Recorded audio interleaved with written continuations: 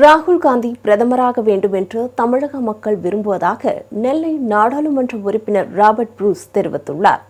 நெல்லை மாவட்ட காங்கிரஸ் கமிட்டி அலுவலகத்தில் புதிய நிர்வாகிகள் தேர்வு குறித்த ஆலோசனைக் கூட்டம் நடைபெற்றது.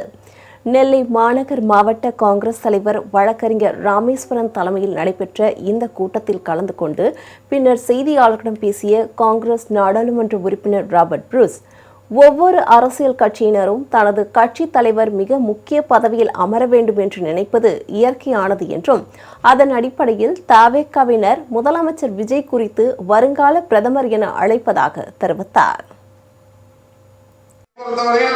காங்கிரஸ் வாக்கு வங்கி என்பது அறுவைத் தலைவர் ராகுல் காந்திக்காக தமிழகத்திலே மிகப்பெரிய வாக்கு வங்கி.